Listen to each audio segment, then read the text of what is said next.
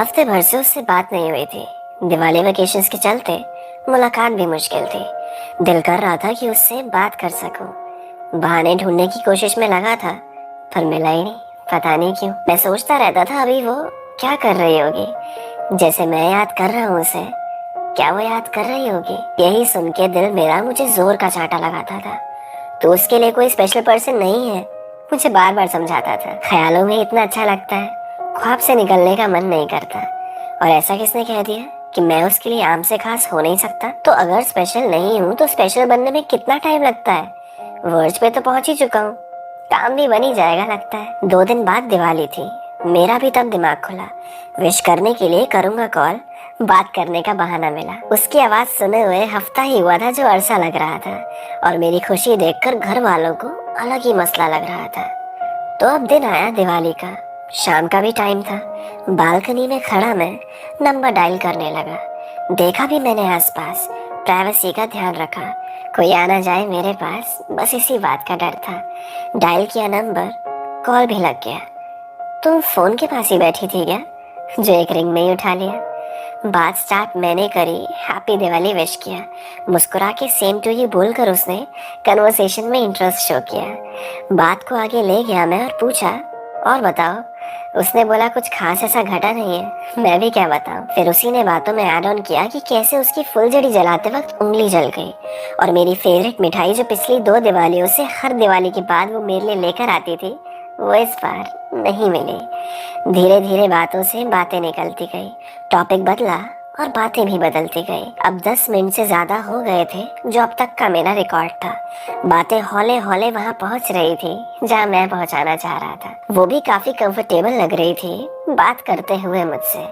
मैं कुछ भी बोल रहा था ना, तो जवाब दे रही थी हंस के। फिर मैंने उससे कहा, मैंने सिर्फ दिवाली विश करने के लिए तुम्हें कॉल नहीं किया था, मुझे कुछ और भी कहना था तुमसे।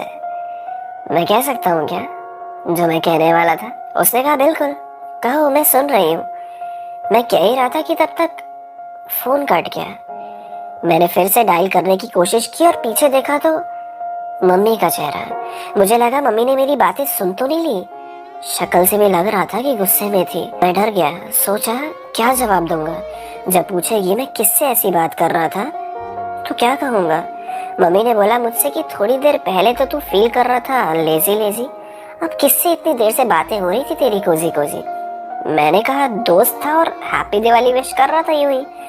मम्मी ने कहा मुझे देखते ही अधूरी बात पे फिर कॉल कट क्यों करती? सच्ची सच्ची बता, दोस्त था या कोई और थी? वो थी सुन के मेरी हालत और टाइट हुई।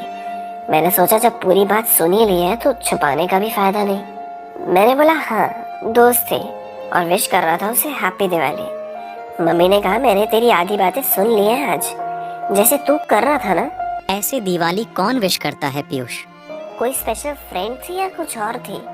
सच्ची सच्ची बता, गर्लफ्रेंड तो नहीं थी?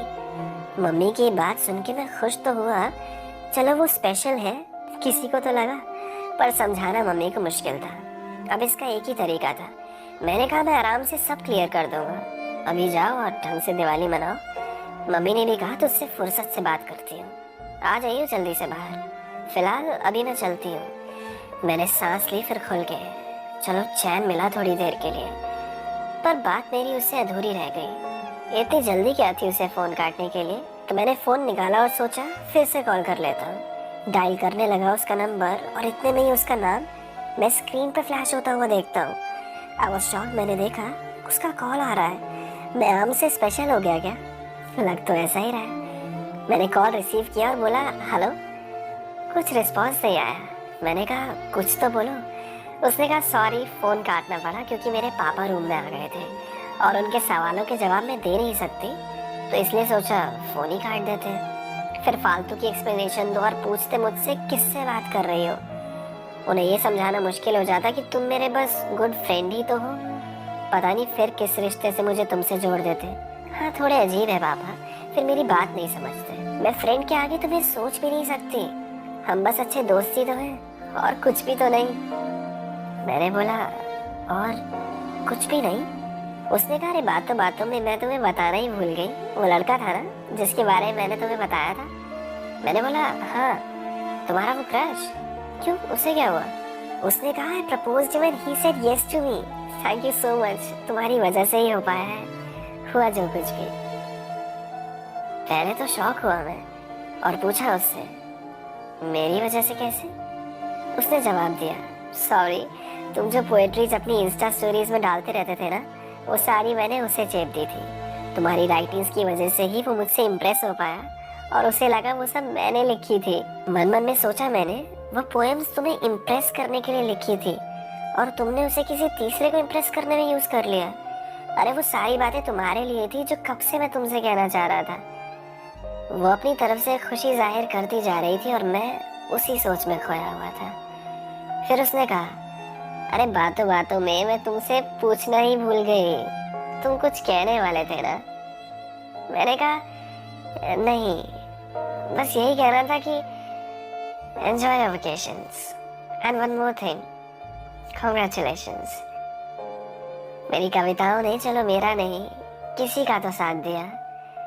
मैंने बाय करके फोन कट किया और उसने भी काट दिया।